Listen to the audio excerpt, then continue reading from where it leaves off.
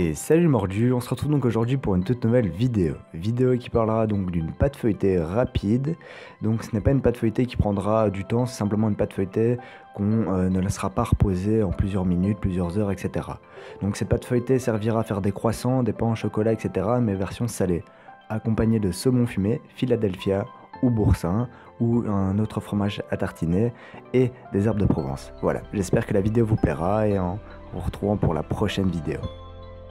Tout d'abord, on va commencer par faire la pâte feuilletée. On va pas faire une pâte feuilletée qui prendra plusieurs repos et qui ne pourra pas être utilisée directement, mais on va faire une pâte feuilletée dite rapide. Pour ce faire, on va commencer à malaxer dans un cul de poule ou un ustensile ad hoc un tiers de la farine, le beurre froid, du sel et de l'eau. Mélangez le tout correctement sans trop incorporer le beurre à la pâte, car le beurre doit rester visible. Ajoutez le deuxième tiers de la farine, puis le troisième. Mélangez bien votre pâte et lorsque le mélange est bien homogène, la mettre au frigo 20 minutes.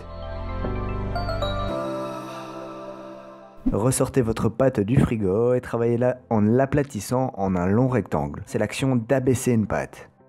Vous allez devoir rabattre un tiers de votre pâte, puis le deuxième tiers et ainsi raplatir par la suite. Lorsque vous faites ça, votre clé, donc l'endroit de fermeture, doit toujours être situé à votre droite. C'est très important. Refaites le mouvement entre 3 à 7 tours maximum. Plus vous faites de tours, plus votre pâte sera aérée et prendra une belle forme lors de la cuisson. Lorsqu'elle est bien travaillée et que le beurre est bien incorporé, vous allez l'aplatir correctement pour donner l'épaisseur voulue.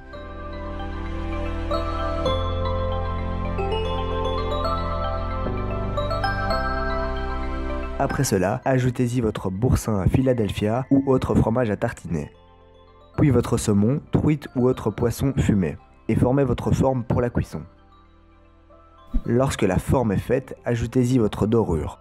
Donc une dorure, c'est un jaune d'œuf, un trait d'eau et du sel mélangé. La dorure permettra de donner une belle couleur lors de la cuisson.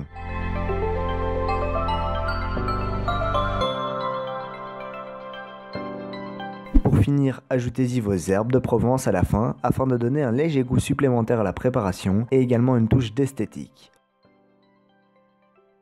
Enfournez le tout à 220 degrés si votre four fonctionne correctement, à 200 degrés si ce ne l'est pas le cas, pendant 10 à 15 minutes en fonction de vos formes.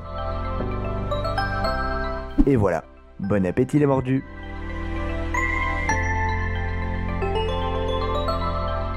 En espérant que la recette vous ait plu et en espérant vous revoir lors de la prochaine vidéo.